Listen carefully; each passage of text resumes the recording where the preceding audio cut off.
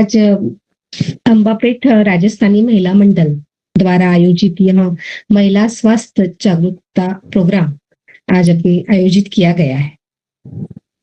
तो इस कार्यक्रम में कई जगह से अमरावती अपने अंबापेट मंडल के तो सदस्य है ही, उसके अलावा भी कई शहरों से इस प्रोग्राम में लोग जुड़े हैं। तो मैं सभी का सबसे पहले सभी का मैं इस प्रोग्राम में स्वागत करती हूँ और अभिनंदन करती हूँ। और आज का यह जो प्रोग्राम है, ये आज की जरूरत है। महिला स्वास्थ्य संबंधी जो भी समस्याएं हैं, वो समस्या बताने के लिए औरतें थोड़े से हिचकिचाती है। महिलाएं आपस में वह बातचीत भी उस सब्जेक्ट पे नहीं करती है। सोच थोड़ा सा एक कहीं ना कहीं एक हिचक होती है कि ये बात मैं कैसे बताऊं। पर आज जरूरी है कि इस विषय पे बात होनी चाहिए, चर्चा होनी चाहिए, आपस में बात इस विषय पे होना जरूरी है। इसी उद्देश्य से, यही जागरूकता लाने के उद्देश्य से अंबापेट राजस्थानी महिला मंडल ने यह प्रोग्राम आयोजित किया कि उम्र के 40 के बाद महिलाओं में बहुत से बदलाव आते हैं और वो बदलाव का जो समस्याएं आती है, वो समस्या पर आज अगर अपन चर्चा करेंगे तो कल कोई बड़ा जो प्रॉब्लम आने वाला रहता है उसे अपन कहीं ना कहीं रोक सकेंगे। और बस यही उद्देश्य आपको के सामने रखकर आज का यह प्रोग्राम दिया जा रहा है। आज इस प्रोग्राम में हमें यहाँ अपने प्रोग्राम में एक अपने विचारों को एक दिशा देने के लिए, अपने सोच को एक दिशा देने के लिए आज हमारे बीच उपस्थित है सुप्रसिद्ध स्त्री रोग विशेषज्ञ डॉक्टर प्रेमा मालानी। सही तो उनका परिचय समय को देखते हुए परिचय जरा मैं संक्षिप्त में ही देना चाहूंगी, क्योंकि मुझे चाची जी को समय अधिक देना है। मैं पहले मैं एक व्यक्तिगत तौर पे उनकी पहचान करवा देती हूँ। वो मेरे चाची सासू जी है और ये हम बड़ा फक्र से कहते हैं, हमें बहुत गर्व है कि वो हमारे चाची सासू जी है, क्योंकि उनसे हमें बहुत कुछ सीखने मिलता है। वो जब भी इंडिया आते हैं तब हम सबको लेकर बैठते हैं ऐसे कि नहीं, मुझे इस सब्जेक्ट पे बात करनी है। सभी से कुछ ना कुछ नया हर बार टिप्स देकर जाते हैं, हमें कुछ ना कुछ नया हमको हर बार सिखा के जाते हैं और एकदम सिंपल लैंग्वेज में। कोई किसी को ये साइंस की लैंग्वेज भी अगर नहीं समझ में आती तो वो भी एकदम सिंपल लैंग्वेज में करके बताते हैं। तो ऐसे हमारे चाची जी जो है वह अपनी पढ़ाई नागपुर में मेडिकल कॉलेज से की है, MBBS और MD उन्होंने गायनेकोलॉजिस्ट में किया और ऑब्स्टेट्रिस्ट में उन्होंने MD किया हुआ है। वहां पर उन्होंने मेडिकल कॉलेज में उन्होंने 1 साल तक लेक्चरशिप भी की। उसके बाद वह अमेरिका गए और वहीं स्थायी हो गए। आज से 50 साल पहले, राइट चाची जी? हाँ, 50 साल पहले चाची जी, हाँ, ये लोग सभी अमेरिका ही स्थायी हो गए। पहले वहां पे उन्होंने 4 साल पढ़ाई की, उसके बाद अपना काम उन्होंने शुरू किया। चाची जी को अपने इस क्षेत्र में काम करते हुए 35 साल हो गए। कई उनके हाथों से लगभग 3000 से ज्यादा डिलीवरीज उन्होंने की है और कई महिलाओं से जुड़ी कई छोटी मोटी समस्याओं का उन्होंने निराकरण किया। उन्होंने कई सर्जरीज की और सबसे बड़ी बात यह है कि उन्होंने इनफर्टिलिटी पर उनका काम बहुत अच्छा रहा। इनफर्टिलिटी, एक मिनट, सॉरी, फोन आया उसकी वजह से थोड़ा रोक लगा। इनफर्टिलिटी पर उनका बहुत बड़ा काम रहा। उन्होंने कई दंपतियों को मातृत्व और पितृत्व का सुख देने के लिए मार्गदर्शन किया और उनको उसमें सफलता भी मिली। इसीलिए शायद कहते हैं कि डॉक्टर भगवान होते हैं। तो ऐसे भगवान स्वरूप आज हमें अपने इस प्रोग्राम में हमें मिले हैं। और चाची जी वहां पर अभी भी यानी मेरे ख्याल से उम्र की 80 दशक उन्होंने कंप्लीट किए हैं। उसके बावजूद भी वो आज भी कार्यरत है। महिलाओं से जुड़ी अनेक समस्याओं पर वह समर्पित भाव से वह काम कर रही है। और उन्होंने वहां का एक है Indian American medical charitable foundation है उनसे जुड़ी है। उसके अंतर्गत उन्होंने एक वुमेन हेल्थ क्लिनिक भी खोला है जहां पर वह सेवा दे रही है। अमेरिका में एक्चुअली मेडिकल बहुत ही महंगा होता है। वहां पर अगर किसी को ऐसे निशुल्क सेवा देने वाले अगर मिलते हैं तो भगवान से और क्या कम हो सकते हैं। और दूसरी बात कि उनका यह काम देखते हुए उनकी महिला समस्याओं से जुड़ी जो भी समस्याएं हैं उसके प्रति उनकी संवेदनशीलता देखते हुए, उनका समर्पण भाव, समाज सेवा देखते हुए Indian American medical association charitable foundation ने उनको अवार्ड देकर उनको सम्मानित किया गया है। तो ये हमारे मालानी परिवार के लिए बहुत गर्व की बात है, बहुत बड़ी बात है हम सबके लिए। तो ऐसा व्यक्तिमत्व आज हमारे बीच है। तो मैं आज यह चाहूंगी कि चाची जी अपने ज्ञान अपना ज्ञान, अपने अनुभव और अपनी सकारात्मक जो दृष्टिकोण है उनका, उसको उसी आधार पर आज हमें अपने विचारों से हमें लाभान्वित करे, ये हमें उनसे विनम्रता पूर्वक मैं उनसे निवेदन करती हूँ। तो डॉक्टर प्रेमा चाची जी, आपका इस प्रोग्राम में बहुत बहुत स्वागत है और मैं चाहती हूँ कि आगे का आप संभालें। बहुत बहुत धन्यवाद बहनों। जय श्री कृष्ण, नमस्ते। जय श्री कृष्ण। हमारी प्यारी बहू संगीता ने हमारी ज्यादा ही तारीफ कर दी है। फिर भी मैं ये बताना चाहती हूँ कि आज मैं आप सब महिलाओं से महिलाओं के स्वास्थ्य के बारे में एक बहुत पूर्ण विषय पर बात करने आ रही हूँ, खासकर 40 से 70 साल की महिलाओं के लिए। आप इस स्लाइड को देखिए, ये हमारी बातचीत का द्वार है। ये कह रही है कि महिला स्वास्थ्य की जागरूकता से क्या हो सकता है। अगर नारी स्वस्थ है तो परिवार भी स्वस्थ होगा, और सिर्फ परिवार ही नहीं, पूरा समुद्र समाज भी पूरा समृद्ध होगा।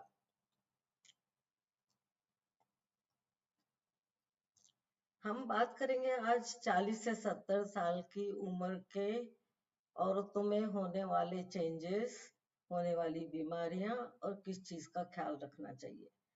40 साल तक हम सब औरतें क्या करती हैं कि पूरे परिवार की निस्वार्थ सेवा करती हैं, और बस अपने खुद की नींव निये सर्विस निये तरीके से शुरुआत करने का समय है ये।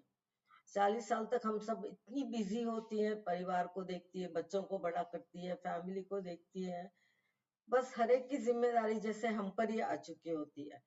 पर मैं आप सबसे बताना चाहती हूँ कि 40 साल की उम्र से आप अपने आप को नए सिरे में डालिए, अपने सपने सजाइए। अब इस समय आपको अपनी संपत्ति इकट्ठी करनी है। वो संपत्ति है खुद का स्वास्थ्य। सब लोग सोचते हैं अब मैं 40 साल की हो गई, अब शायद बुढ़ापे की ओर चली जाऊंगी।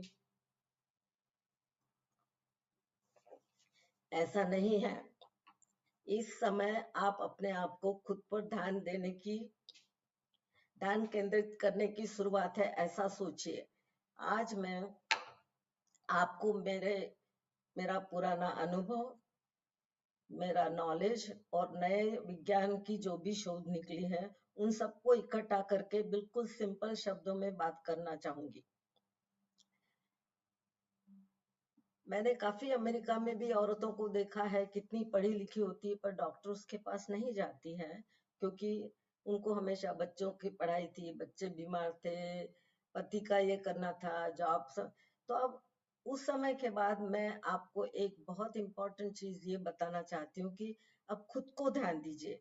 अगर आप खुद दूसरों पे डिपेंडेंट नहीं होना चाहती हैं, तो आपको इस समय के बाद अपने स्वास्थ्य को प्रायोरिटी बनाना चाहिए। अब सबसे इम्पोर्टेंट बात ये बताने वाली हूँ कि हम औरतों को, चाहे कह दो भगवान ने एक एस्ट्रोजन नाम का बहुत सुंदर हार्मोन दिया है। वो हमें जब हम मैच्योर हो जाते हैं, हमारे पीरियड लाने में मदद करता है। अगर हम प्रेग्नेंट हो जाए तो हमारी प्रेगनेंसी को सपोर्ट करता है। और फर्टिलिटी के लिए भी सपोर्ट करता है। ये हमारा शस्त्र है, ऐसा समझ लीजिए कि हमारा सुरक्षा कवच है। ये हमें नेचुरल एंटी एजिंग मतलब कि हमें जवान रखता है, इसलिए लड़कियां इतनी सुंदर दिखती है। वो हमारी स्किन, उसके नीचे का कोलेजन और उससे जो ज्यादा हमारी यूथफुल एनर्जी हमारे चेहरे पे, हमारे त्वचा पे बनाए रखता है। ये सिर्फ हमारे रिप्रोडक्शन मतलब प्रेगनेंसी, बच्चे होने के लिए ही नहीं मदद करता, ये हमारे हार्ट को भी प्रोटेक्ट करता है। इसलिए मेनोपॉज के पहले, मेनोपॉज मतलब जब पीरियड बंद हो जाए उसके पहले महिलाओं को हार्ट अटैक बहुत कम आते हैं, क्योंकि हमारा एस्ट्रोजन हमारा प्रोटेक्टर है। पर मेनोपॉज के बाद जब हमारी हार्मोन्स कम हो जाती हैं तो हार्ट अटैक का रेट बढ़ जाता है। एस्ट्रोजन हमारे बोन्स को भी बिल्ड करता है, हमारे बोन को सशक्त बनाता है, हमारी हड्डियां मजबूत और डेंस रखता है। पर मेनोपॉज के बाद एस्ट्रोजन कम होने से हड्डियां थोड़ी खोखली होने लगती है।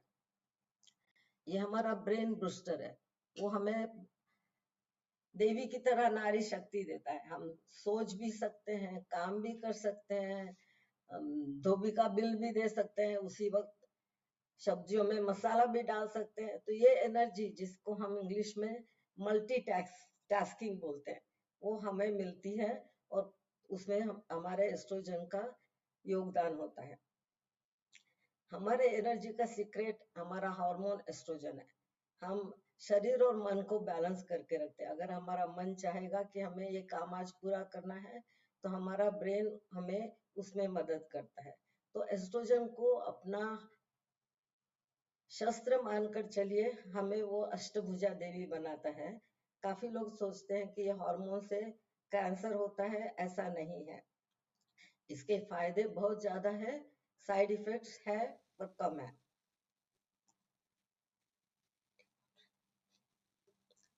अच्छा, अब चलते हैं 40 के बाद हमें 3 स्टेज से जाना है। एक है प्री मेनोपॉज। मेनोपॉज मतलब पीरियड का, मासिक पाली का बंद हो जाना। उसके पहले का जो समय होता है उसको प्री मेनोपॉज बोलते हैं। फिर मेनोपॉज के बाद में के समय को पोस्ट मेनोपॉज मतलब बाद में का समय होता है। तो जो प्री मेनोपॉज होता है वो 3 से 5 साल के पहले चालू होता है। तो उस समय क्या होता है कि अपने पीरियड्स, मासिक वृत्ति कम होती जाती है। उसके बाद में पीरियड बंद हो जाता है। वो 1 साल पूरा बंद होने के बाद में हम कहते हैं मेनोपॉज होता है, और वो हमें पता नहीं चलता है। इसलिए 40 साल के बाद हर स्त्री ने अपने पीरियड की डेट कैलेंडर में लिख के रखनी चाहिए। उससे आपके काफी फायदे होंगे। तो प्री मेनोपॉज में पीरियड सबसे पहले अनियमित होते हैं। तो इरेगुलर मतलब हर महीने आने के बजाय वो कम कम होते जाते हैं। चाहे तो हर 2 महीने में आएंगे या 3 महीने में आएंगे और ब्लीडिंग कम होगी। और इसके अतिरिक्त अगर कुछ हो जाए या जैसे कि जल्दी आने लगे, ज्यादा हेवी ब्लीडिंग होने लगे, तो वो डेंजर की साइन समझकर डॉक्टर के पास जरूर जाइए। दूसरी बात ये होने लगती है कि हमें जब जैसे ही हमारे एस्ट्रोजन हार्मोन कम होने लगता है, हमको हॉट फ्लैशेस होते हैं। हॉट फ्लैशेस मतलब शरीर का ऊपरी हिस्सा ऐसा लगता है एकदम बहुत गर्मी हो गई है, और बाद में धीरे धीरे पसीना आने लगता है, और तब हमारा थोड़ा मूड भी खराब हो जाता है। और रात, ये दिन से ज्यादा रात में होता है, तो उससे हमारी नींद भी खुल जाती है, नींद भी खराब हो जाती है। तीसरी बात होती है कि हमारी स्किन और बालों में भी बदलाव आने लगता है। हमारी स्किन थोड़ी ड्राई होने लगती है, इतनी सुंदर नहीं लगती, थोड़ी झुर्रियां आने लगती है, और बाल भी काफी पतले हो जाते हैं, चेहरे की चमक कम हो जाती है।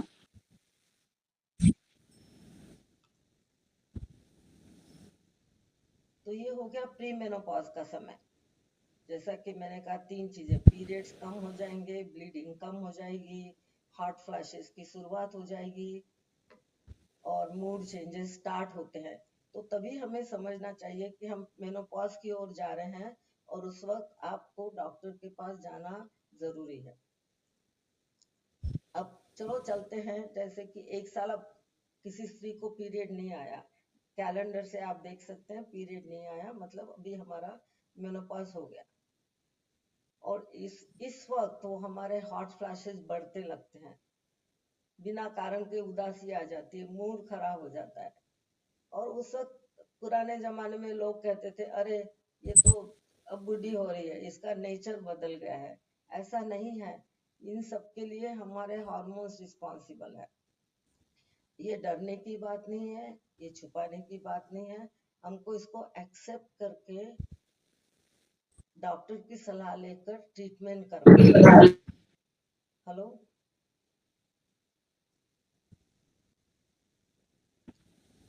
तो ये अब हम चलते हैं हाँ हेलो, हाँ बोलिए, कंटिन्यू की चाची जी। ठीक चल रहा है? हाँ बराबर, एकदम बराबर है, हाँ, बराबर आवाज बराबर है आप। इसके बाद अब जब 1 साल पीरियड बंद हो जाए तो उसके बाद के समय को बोलते हैं पोस्ट मेनोपॉज।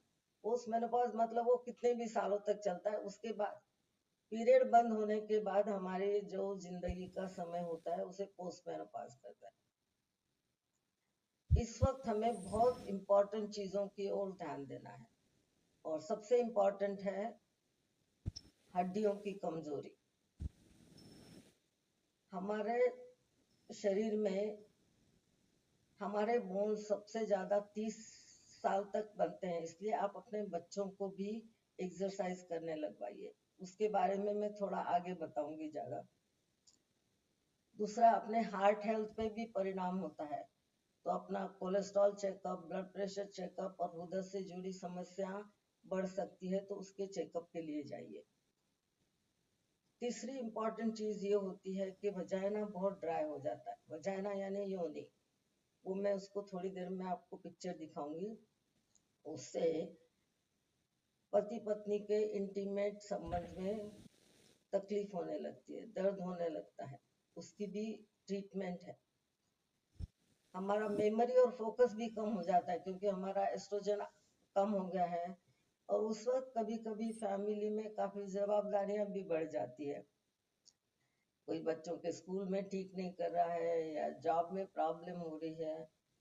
उसके अलावा एस्ट्रोजन और फैमिली की रिस्पॉन्सिबिलिटी दोनों मिलकर हमारा थोड़ा मन ध्यान में थोड़ा फर्क पड़ जाता है।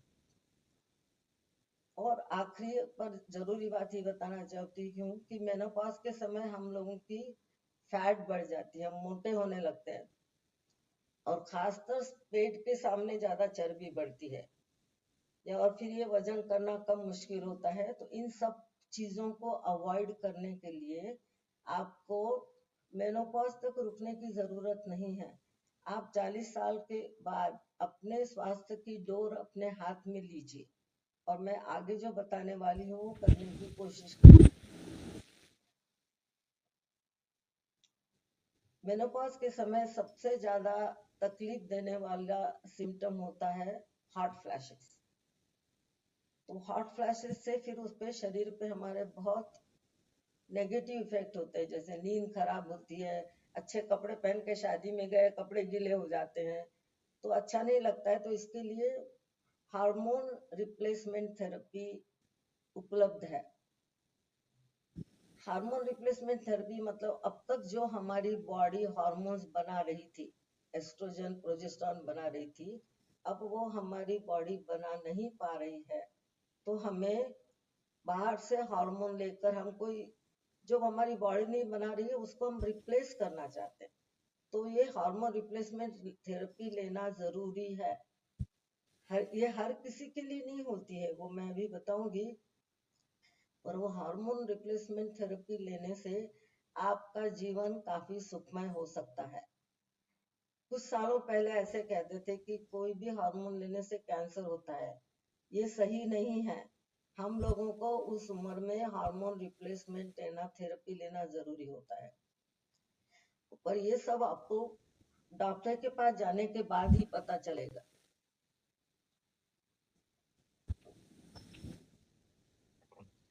तो जो हार्मोन रिप्लेसमेंट थेरेपी होती है वो अलग अलग फॉर्म्स में दी जाती है। एक तो है कि टैबलेट्स ले लीजिए, दूसरे टैबलेट्स ऐसा है कि वो अपने लीवर से जाती है, तो उससे ज्यादा साइड इफेक्ट होते हैं। तो आजकल नई नई पैचेस निकली, वो आप स्किन पे हफ्ते में 2 बार या 1 बार अलग अलग प्रिस्क्रिप्शन होता है, और वो सब आपको डॉक्टर ही बताएगी किस तरह लेना है।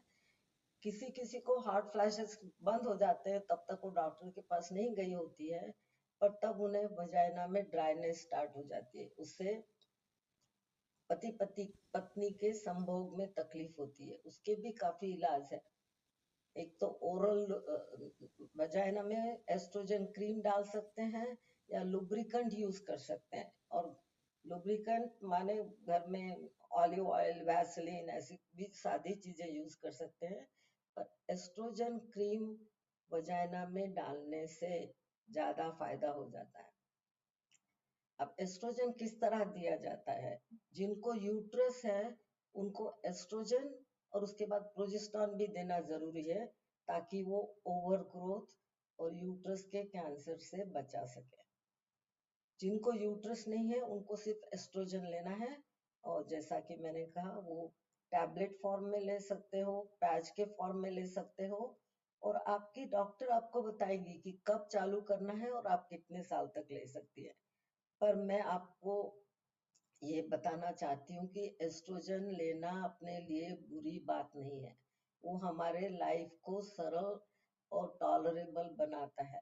तो जैसे ही आपके पीरियड्स इरेगुलर होने लगे 40 के बाद, कृपया गायनेकोलॉजिस्ट के पास जाइए।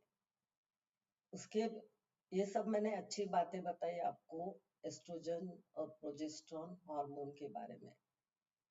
पर कुछ कुछ लोग हैं वो इनको बिल्कुल नहीं लेना चाहिए। जैसे किसी को ब्रेस्ट या यूट्रस के कैंसर की हिस्ट्री हो, अगर वजाइना में थोड़ी भी ब्लीडिंग हो रही हो किसी भी कारण से, तो पहले उसका निदान करना चाहिए कि क्यों ब्लीडिंग हो रही है। पर इन स्त्रियों को कभी भी एस्ट्रोजन नहीं लेना चाहिए। कुछ लोगों को ब्लड क्लॉट की हिस्ट्री होती है, जैसे कि पैर में खून की गठाने बन जाती है, उन लोगों को भी एस्ट्रोजन बिल्कुल नहीं लेना चाहिए। किसी को अगर स्ट्रोक हुआ है, हार्ट अटैक की हिस्ट्री है, लीवर की कोई प्रॉब्लम है, या किसी को जैसे क्लॉट होने की रिस्क है, जैसे कोई बहुत मोटे हैं, दिन भर बैठे रहते हैं, चल नहीं पाते, उनका ब्लड जांघों में जमा हो जाता है, इन लोगों को एस्ट्रोजन कभी भी नहीं लेना चाहिए। अब मैं आपको हमारे रिप्रोडक्टिव ऑर्गन्स की पहचान करवाना चाहती हूँ। हो सकता है आप सब लोगों को ये पता भी हो सकता है कुछ लोगों को ना पता हो। सो ये जो ग्रीन सर्कल है पहला वाला, ये यूट्रस है जो हमारा गर्भाशय है। इससे इसकी जो लाइनिंग है हर महीने निकलती है ब्लड के फॉर्म में, उसको हम पीरियड कहते हैं। जब औरतें प्रेग्नेंट हो जाती है तब ये प्रोजेस्टेरॉन और एस्ट्रोजन के मदद से बेबी यहाँ ग्रो होता है, यूट्रस बड़ा बड़ा होते जाता है। जब डिलीवरी होती है तब ये पार्ट जो है नंबर 2 सर्कल रेड वाला, वो यूट्रस का नीचे का हिस्सा है, उसको सर्विक्स कहते हैं। तो ये सर्विक्स धीरे धीरे खुलता है और उसमें से बेबी नीचे आता है। इसके नीचे का जो पार्ट है लाइट ब्लू सर्कल वाला जो नंबर 3 का दिखाया है, वो वजाइना है, हिंदी में जिसे हम योनि कहते हैं।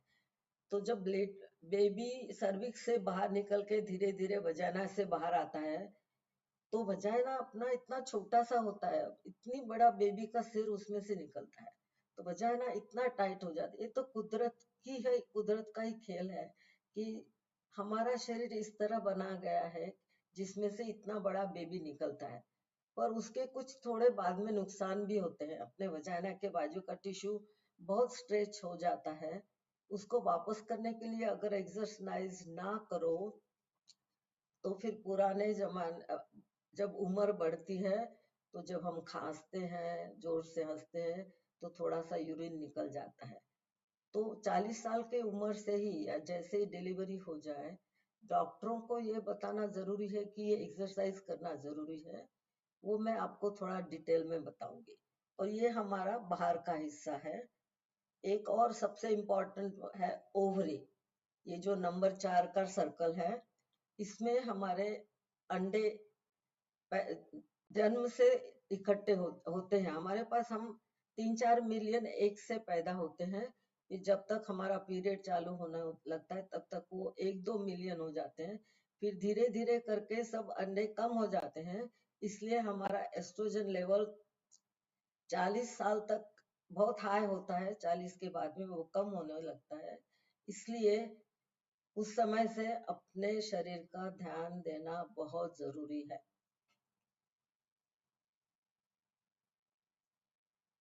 चलो हम हमारे गायनाकोलॉजिकल हेल्थ की बात करते हैं थोड़ा और डिटेल में। महिलाओं को 40 साल के बाद गायनाकोलॉजिस्ट के पास हर साल जाना बहुत बहुत बहुत जरूरी है। चाहे खाना मत बनाइए, बच्चों को भूखा रख दीजिए, अच्छे से तैयार नहीं होइए, पर डॉक्टर के पास जाना ये आपकी सबसे पहली प्रायोरिटी है। जब आप डॉक्टर के पास जाती है, वो क्या करती है?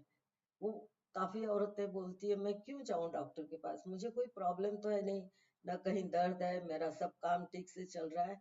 आप उस विषय में एकदम गलत है।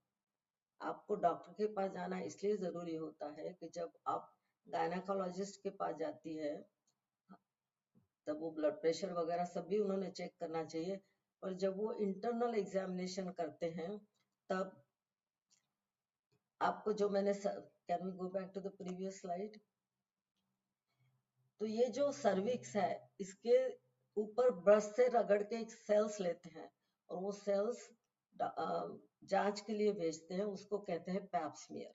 तो पैप स्मीयर की जो सेल्स है उससे पता चलता है कि वो सेल्स नॉर्मल है या अबनॉर्मल है। अगर नॉर्मल है तो फिर आपको वो डॉक्टर बताएगी कि अगला पैप स्मीयर कम होगा, पर अगर अबनॉर्मल है तो उसकी ट्रीटमेंट करके सर्विक्स का कैंसर प्रिवेंट कर सकते हैं। आज की दुनिया में किसी को भी सर्विक्स का कैंसर नहीं होगा अगर वो समय समय पर डॉक्टर के पास जाके पैप स्मीयर करवा लेंगी। डॉक्टर सिर्फ पैप स्मीयर ही नहीं करती है, उस वक्त वो आपकी ओवरी की साइज भी फील करती है कि ओवरीज नॉर्मल फील हो रही है या बड़ी हो रही है।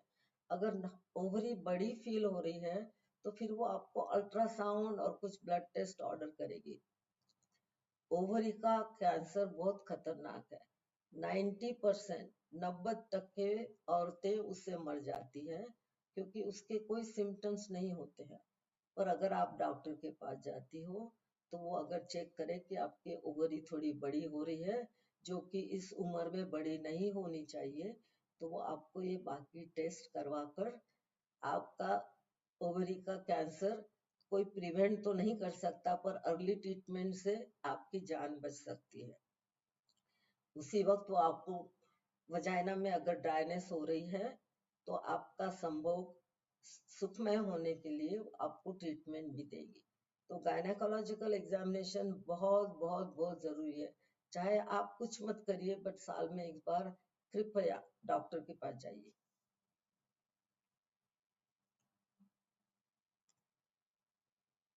ये सर्विक्स का कैंसर होने से पहले आपको बचा सकती है, ओवरी का कैंसर बचा सकती है, और आपका एस्ट्रोजन का कमी होने की वजह से जो तकलीफ है उसको भी बचा सकती है। तो अब बात करते हैं कि उस वक्त हमें पेशाब में क्यों तकलीफ होने लगती है। एस्ट्रोजन सिर्फ आपके वजाइना और यूट्रस पे ही नहीं इफेक्ट करता है, उसके आजू बाजू के ऑर्गन्स जैसे हमारी ब्लैडर और मूत्र नलिका जिसको हम यूरेथ्रा बोलते हैं उस पर भी इफेक्ट करती है, वो सब ड्राई हो जाती है। और उससे पहले मैंने आपसे कहा था कि डिलीवरी के बाद वजाइना जो इतना सा होता है वो इतना बड़ा हो जाता है, तो उसके अराउंड के सब टिश्यू स्ट्रेच हो जाते हैं, और वो टिश्यू स्ट्रेच होने से हम हमारे पेशाब पे कंट्रोल नहीं कर पाते हैं।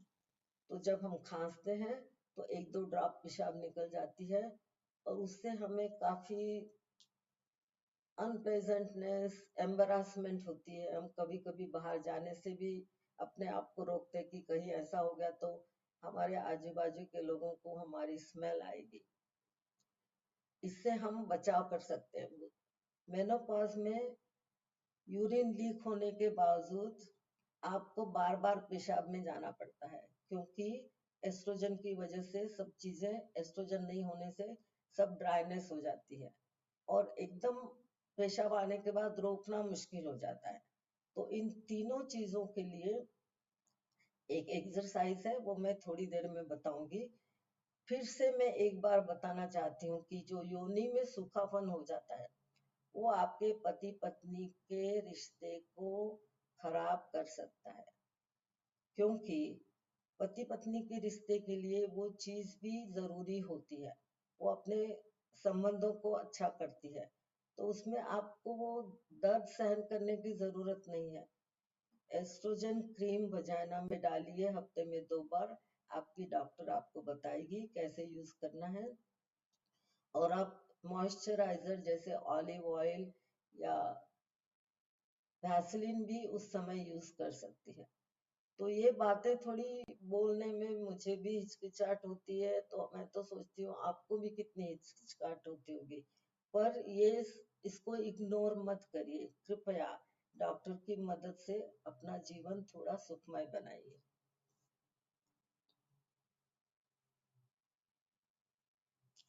अब मैं बात करती हूँ कीगल्स एक्सरसाइज की। जो जो मैंने बताया था कि वजाइना के बाजू के टिश्यू इतने स्ट्रेच हो जाते हैं, उसको हम टाइट कर सकते हैं।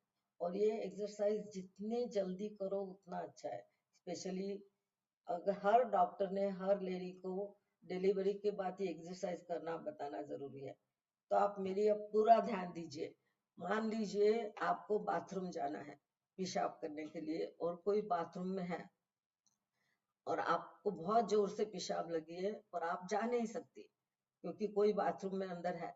तो उस वक्त आप कैसे अपने नीचे के हिस्से को टाइट करती है, अभी करिए।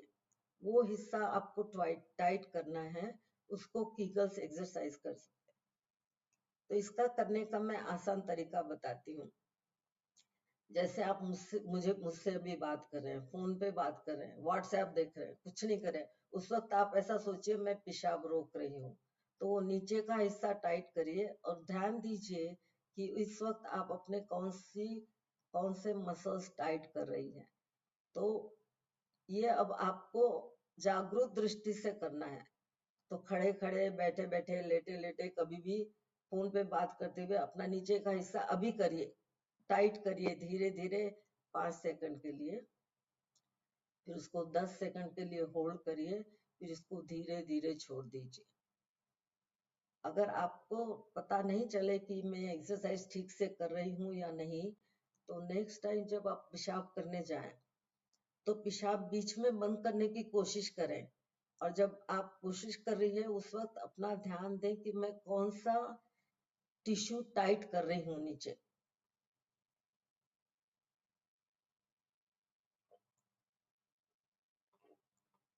मैं आशा करती हूँ मेरे साथ साथ आपने भी ये भी एक्सरसाइज की होगी। इसको दिन में आप जितने ज्यादा बार करें, 50 बार, 100 बार, इसके लिए समय निकालने की जरूरत नहीं होती है। आप चलते चलते, बैठते, बातें करते, खाना बनाते वक्त कभी भी कर सकती हैं।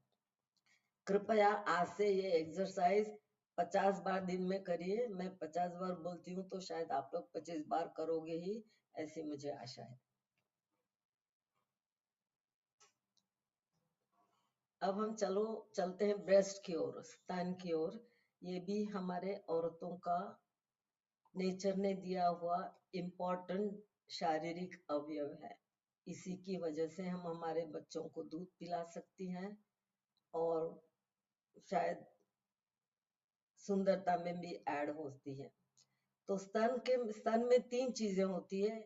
जो येलो पीला सा दिख रहा है वो फैट है, और जो छोटी छोटी थैलियां दिख रही है वो ग्लैंड्स है जिसमें मिल्क बनता है, और वो मिल्क फिर यहाँ निपल के वहां बाहर निकलता है। तो ये ब्रेस्ट की जांच आप सबको हर महीने करना चाहिए 40 साल की उम्र के बाद। जिनको पीरियड्स आ रहे हैं वो पीरियड के जैसे पीरियड खत्म होता है तब करना चाहिए। जिनको पीरियड्स बंद हो गए हैं, मेनोपॉज आ गया है, उन्होंने महीने में एक बार करना है, पहली तारीख को। तो मान लीजिए ये ब्रेस्ट है, मान लीजिए ये ब्रेस्ट है, जब आपको लेफ्ट ब्रेस्ट एग्जामिन करना है तो लेफ्ट हैंड ऊपर कर दीजिए और राइट हैंड से ब्रेस्ट की एग्जामिनेशन करिए।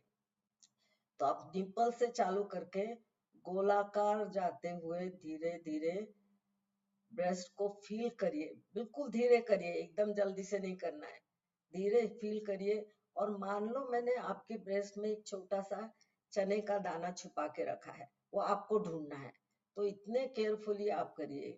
और अगर आपको चने चने एक्सक्यूज मी चाची जी, एक्सक्यूज मी। क्या बोल रहे,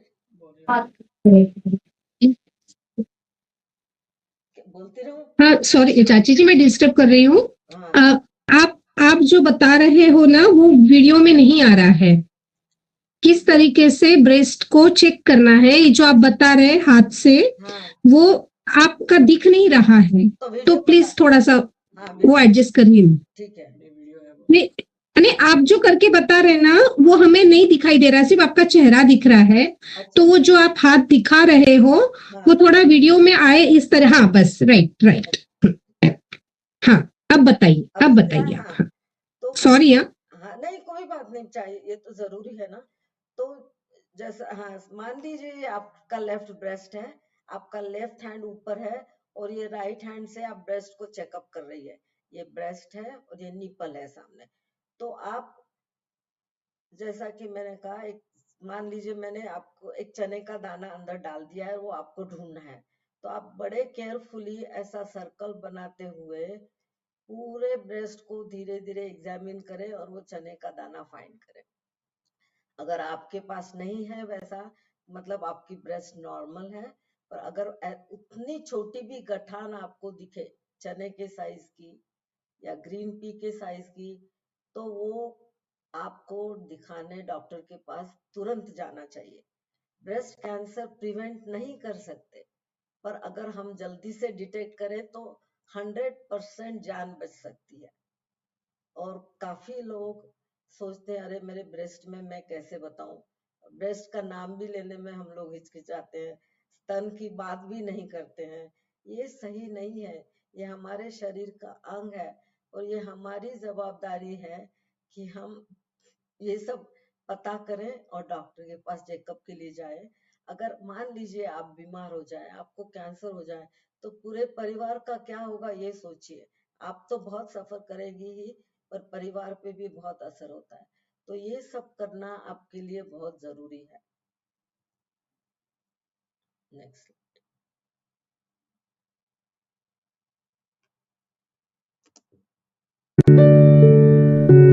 Stand straight in front of a mirror. Use your left hand to check your right breast and use your right hand to check your left breast. Always check in the clockwise direction and use only fingertips to do the check. Look for the hidden lumps near the armpit. Press your nipple gently and check for unusual discharge. Prema aunty, there's a network issue on your end. The video is lagging and we can't hear you either. Video skip करते हैं क्योंकि video stream होने में होगा। आप हाथ से दिखा दो। हाँ तो मैंने आपको ब्रेस्ट एग्जामिनेशन दिखाई दी है, उस तरह करना है। आपको क्वेश्चन है तो आप मुझे बाद में लिख सकती हैं, परंतु बंद कर दो, बंद कर दो। परंतु यू कैन कंटिन्यू। हाँ ब्रेस्ट एग्जामिनेशन करना जैसे मैंने कहा बहुत जरूरी है, हर महीने करिए। जिनको पीरियड आते वो हर महीने करिए, जिनको पीरियड्स नहीं आते वो महीने के पहली तारीख को करिए।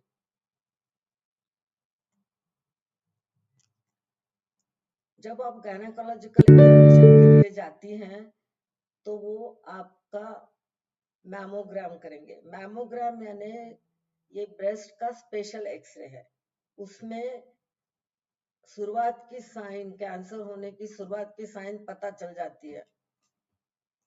फोन बंद ही कर दो। सॉरी, तो ब्रेस्ट कैंसर की शुरुआत की साइन पता चल जाती है।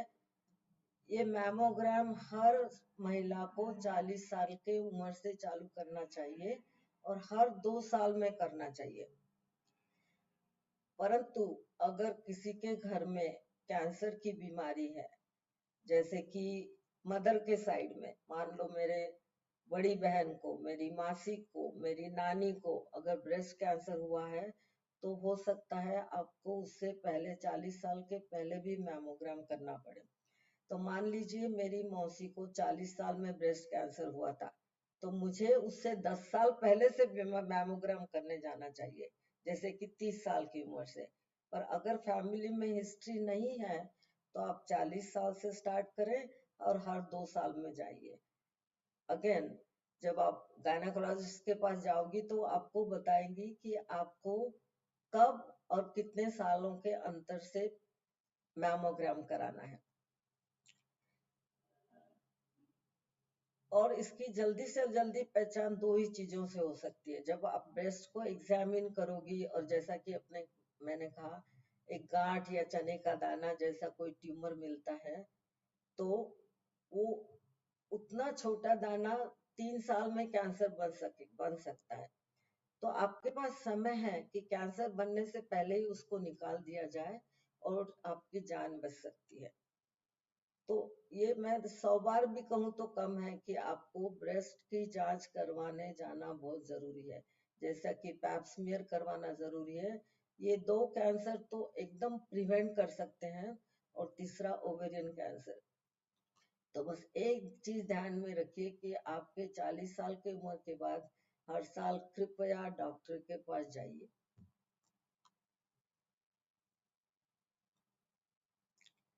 अब हम हड्डियों की बात करते हैं। हड्डियों की मजबूती हमारे शरीर के शुरुआती वर्षों तक बनती है। हमारी हड्डियां सबसे ज्यादा मजबूत हम सिर्फ 30 साल की उम्र तक बना सकते हैं। इसलिए अपने इवन छोटे छोटे बच्चों को अच्छा खाना खिलाइए जिसमें कैल्शियम हो, और एक्सरसाइज करने के लिए प्रमोट करिए। हम लोग का जो पहला 40 साल तक का जीवन होता है, जैसा कि मैंने कहा, फैमिली के लिए ही सब कुछ करते हैं।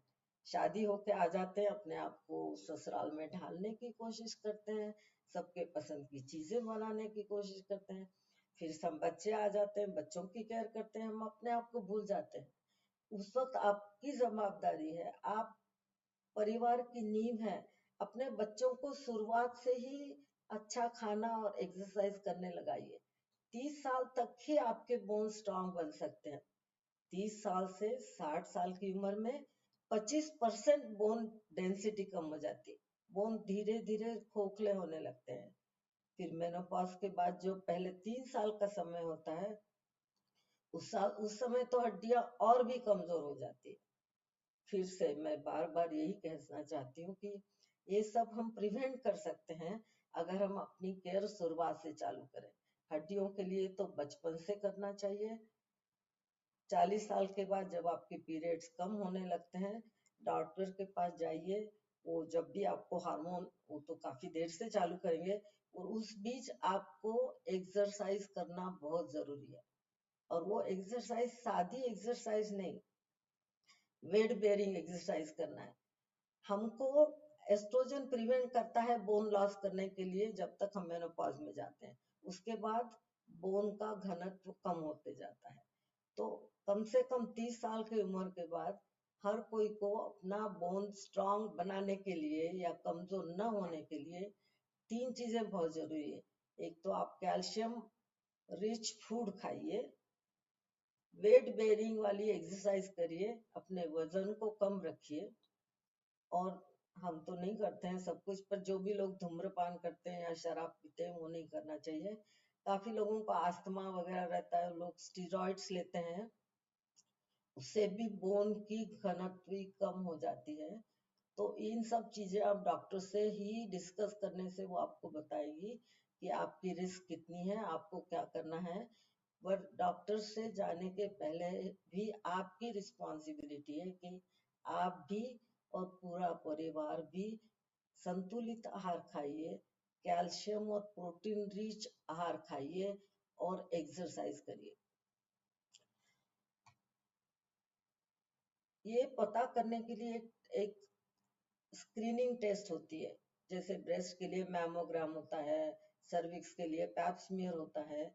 तो हमारे बोन्स कितने स्ट्रांग है उसके लिए एक टेस्ट होता है, उसको कहते हैं डेक्सा स्कैन।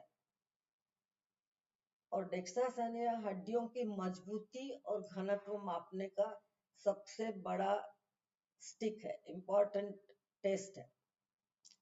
उस टेस्ट का स्कोर देखने के बाद आपको डॉक्टर बताएंगे कि आपके बोन्स स्ट्रांग और डेंस है या धीरे धीरे खोखले हो रहे हैं या खोखले हो गए हैं। इन दोनों पिक्चर्स में आप देखिए कि ऊपर वाला बोन है तो थोड़ा कमजोर हो रहा है और नीचे वाला बोन और भी कमजोर हो रहा है, जैसे उसमें जालियां पड़ जाती है। ये सब आपको डॉक्टर समझा के बताएंगे। और ये टेस्ट करने से सिर्फ आपको आपके बोन की स्थिति ही नहीं पता चलेगी, पर ये भी बताएंगे कि आपकी फ्रैक्चर की रिस्क बढ़ रही है क्या। और बूढ़े उम्र में कम से कम 50-60 के साल के बाद में अगर आपके बोन्स पतले हो गए हैं, आप गिर जाती हैं, तो उसका साइड इफेक्ट्स बहुत ज्यादा है। 50% तक लोग अगर उनका हिप फ्रैक्चर हो जाए तो वो बच नहीं पाते हैं। तो इसलिए हमें अपने बोन्स को स्ट्रांग करना, ये हमारी रिस्पॉन्सिबिलिटी है। और अगर आप बोन स्ट्रांग नहीं करोगी तो आप सफर करोगी और फैमिली भी सफर करेगी। ये टेस्ट 65 साल के उम्र से चालू करते हैं। मैं तो अब ये सोचती हूँ कि शायद अभी डॉक्टर्स लोग अपना ओपिनियन चेंज करके उससे भी पहले चालू करें तो औरतों को और भी फायदे हो सकते हैं।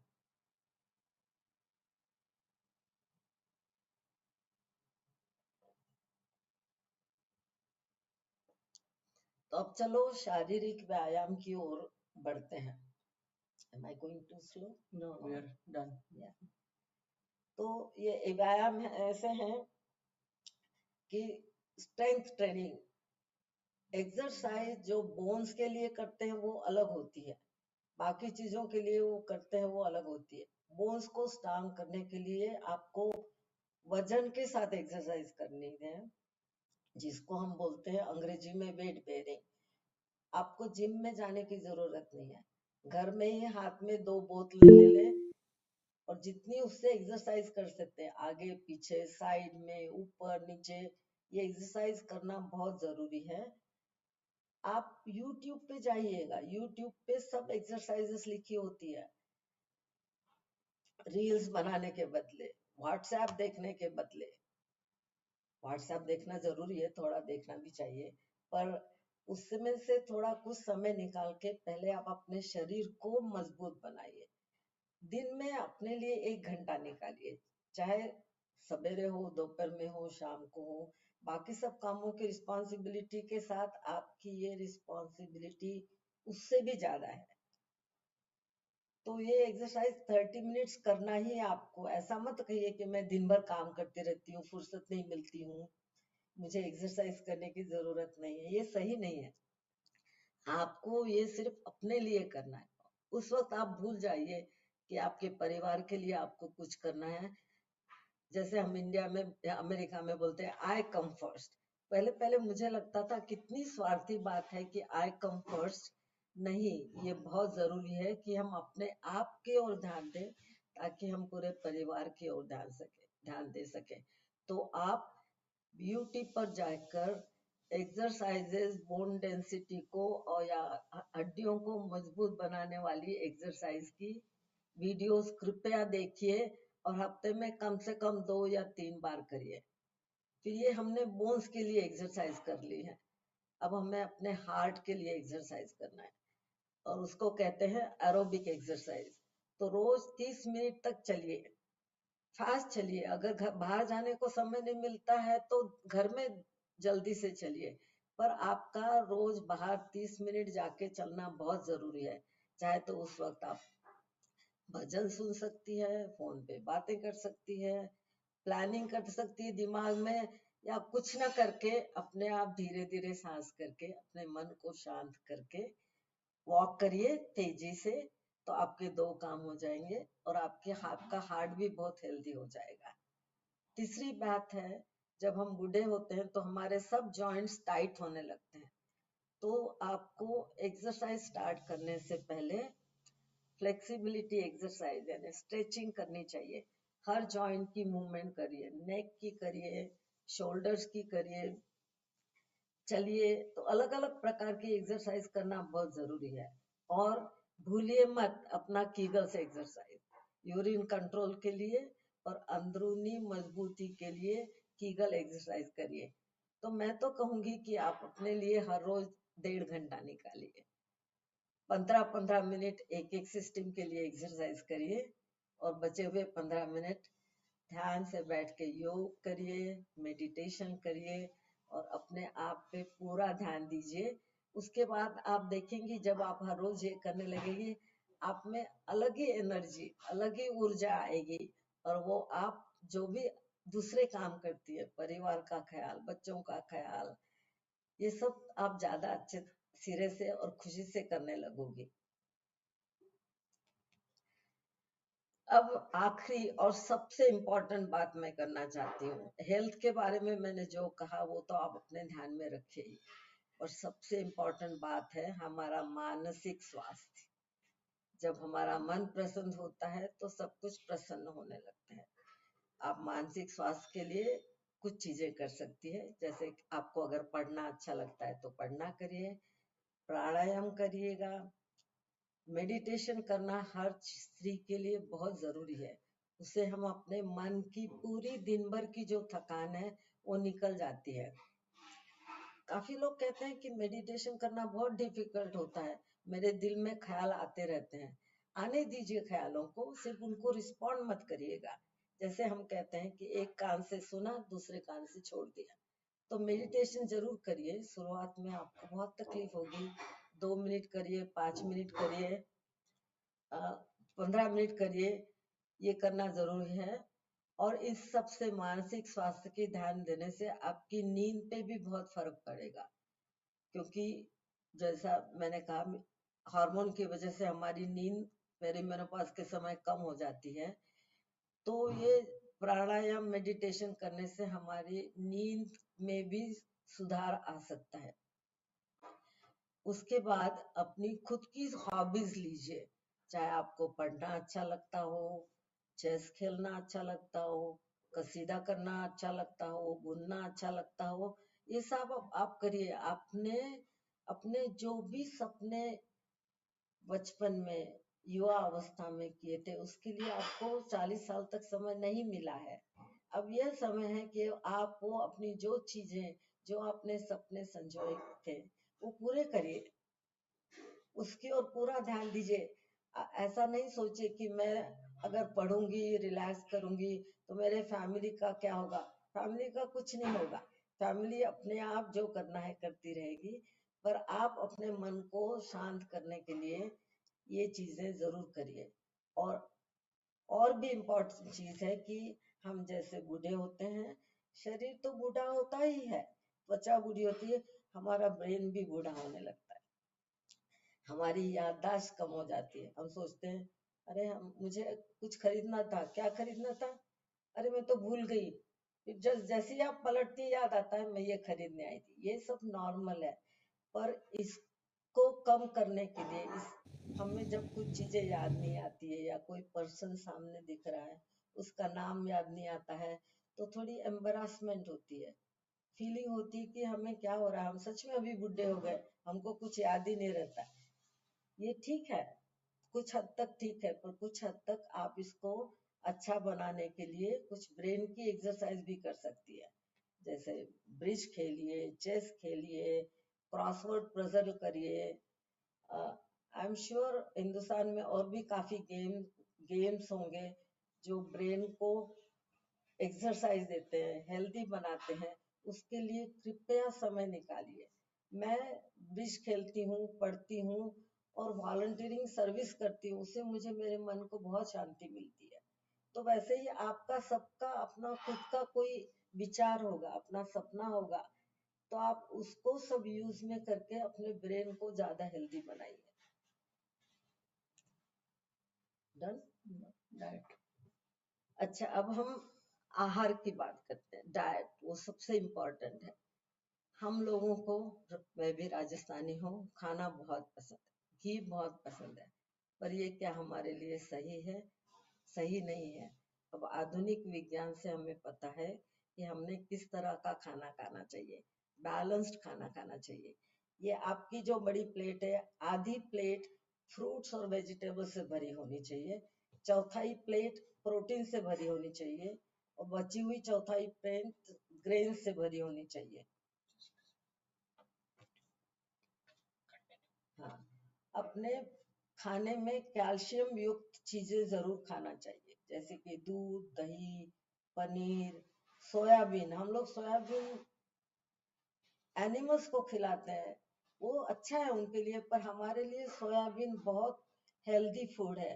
राजगिरा, बादाम, ग्रीन मटर, ये सब चीजें हमें प्रोटीन देती है। कुछ लोग शायद अंडे खाते हैं, तो वो अंडे भी खा सकते हैं, पर मैं तो 100% वेजिटेरियन हूँ। तो वो किस चीजों में मुझे प्रोटीन ज्यादा मिलता है उसकी ओर ध्यान देती हूँ। दालें, बीन्स, राजगिरा, टोफू, चने, छोले, और काफी ग्रीन पीस में भी बहुत बहुत प्रोटीन होता है। उसके अलावा हमें मैग्नीशियम और पोटेशियम की भी जरूरत होती है, जो हमें अलग अलग फलों से मिलता है, जैसे कि संतरा, अंजीर और कुछ सब्जियां। अब हम सब ये खाते हैं। अब इतनी आधुनिकता आ गई है इंडिया में कि घर की दाल खिचड़ी, चावल खिचड़ी छोड़ के हम लोग जोमेटो को कॉल करके पिज्जा, पास्ता ऑर्डर करते हैं। कृपया ये बहुत कम करिएगा। जो भी सफेद चीजें हम खाने में खाते हैं वो हमारे लिए हानिदायक है। हालांकि वो टेस्ट बहुत अच्छी होती है, मन मचलता है वो खाने के लिए, कृपया ये चीजें ना खाएं। स्पेशली कुछ सफेद चीजें बिल्कुल न खाएं, जैसे कि सफेद चीनी, उसके बजाय ब्राउन शुगर या गुड़ खाइएगा। नमक भी जितनी कम मात्रा में खा सके उतना खाइए। रिफाइंड फ्लावर, जिसको आप मैदा बोलते हैं, मैदा मत खाइए। गेहूं के आटे से सब चीजें बनाइए। गेहूं को आटे को छानिए भी मत, उसका जो फाइबर होता है वो हमारे लिए बहुत जरूरी होता है। और कॉफी और चाय की मात्रा भी थोड़ी कम कर दें। और शराब पीना तो अच्छा है ही नहीं, ये सब आपको पता ही है, मुझे बताने की जरूरत नहीं है।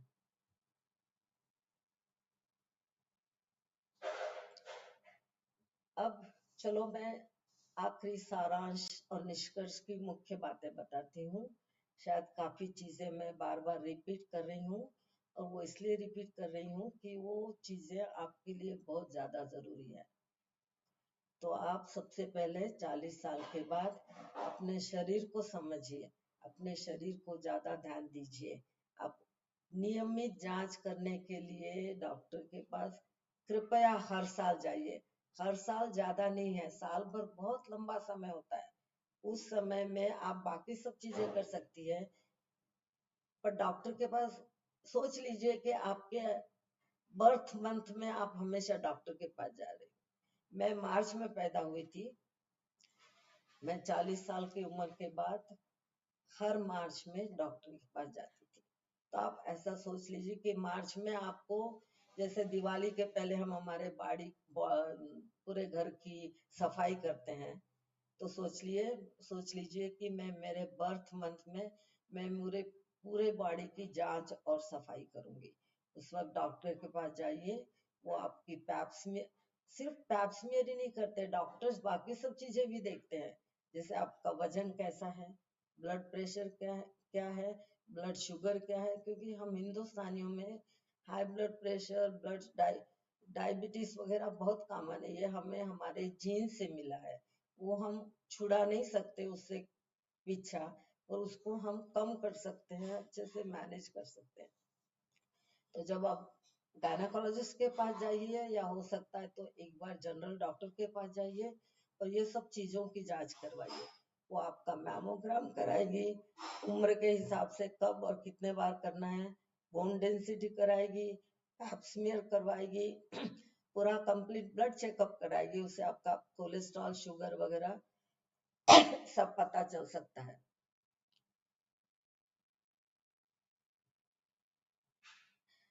चालीस साल के बाद आपको अपने लिए सक्रिय जीवन जीना है, अपनी केयर करना है। Put your self first.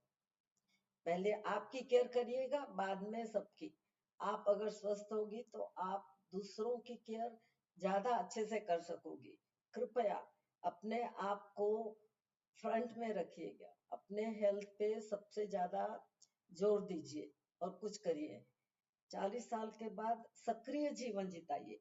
रोज कम से कम 30 मिनट एक्सरसाइज करिए। जैसा कि मैंने कहा था, अगर 1 घंटा करो तो सबसे इम्पोर्टेंट है 10 मिनट अपने हार्ट के लिए एक्सरसाइज करो, 10 मिनट स्ट्रेंथ के लिए एक्सरसाइज करो, 10 मिनट अपनी एंड्योरेंस, अपनी शक्ति बढ़ाने के लिए एक्सरसाइज करो, 10 मिनट अपने मन शांति के लिए एक्सरसाइज करिए। आपको शायद हो सकता है सवेरे बच्चों का टिफिन बनाना है, समय नहीं है, दोपहर में व्हाट्सएप देखने के बजाय आप 1 घंटा अपने लिए निकालें। कृपया आज से, अगर मैं आपको आज मेरे कहने से अगर एक ही बात सबसे ज्यादा इम्पोर्टेंट बता सकती तो वो यह है कि आप अपने लिए 24 घंटे में कृपया एक पूरा घंटा सिर्फ अपने लिए निकालिए, और उस वक्त आप अपने स्वास्थ्य की ओर निकालिए। एक्सरसाइज करिए, अच्छा खाना खाइए, सक्रिय जीवन बिताइए। अपने मन को, जब आप ये सब करने लगेगी, आपका मन शांत होगा, आप बहुत खुश इंसान बनोगी और उसकी खुशी आपके पूरे परिवार में दिखाई देगी।